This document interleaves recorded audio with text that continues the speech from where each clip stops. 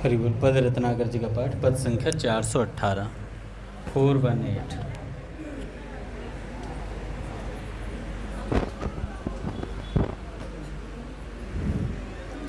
अब तो कुछ भी नहीं सुहावे, एक तू ही मन भावे है।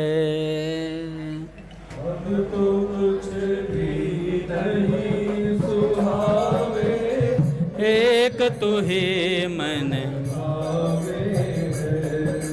तन मिलन न आज मेरो, हिवड़ो उछलो आवे है। आज मेरो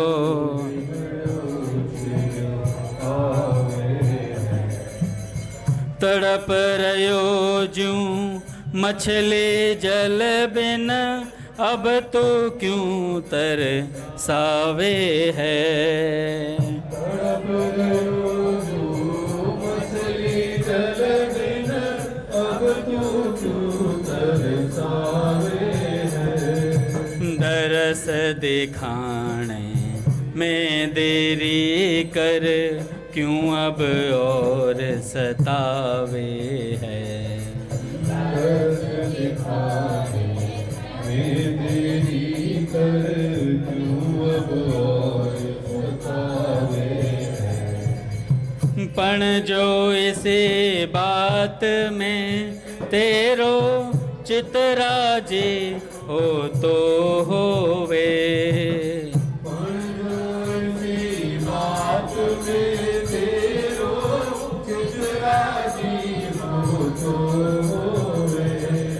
तो कोई भी आट नहीं मन, चाहे जितनो दुख होवे। तो कोई भी आट नहीं मन, चाहे जितनो दुख होवे।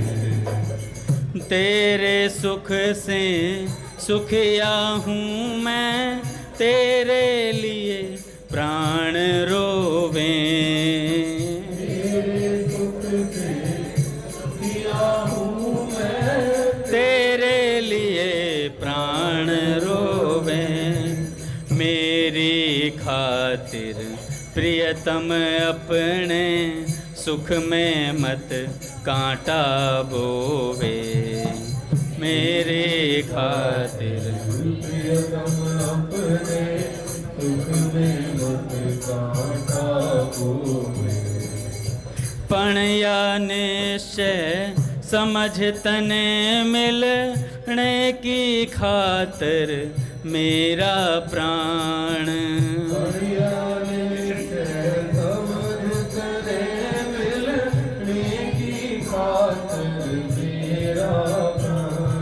क्षण क्षण में व्याकुल होवे है, दर्शन की है भारी टाण।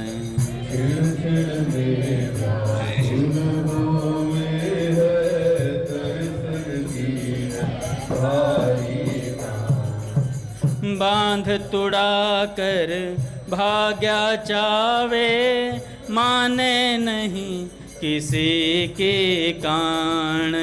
बांध तुड़ा कर भाग्या चावे, माने नहीं किसी की कान। आठों पहर उड़ासा डोले, पलक पलक की समझे हाण। आठों पहर उड़ासा डोले, पलक पलक की समझे हाण।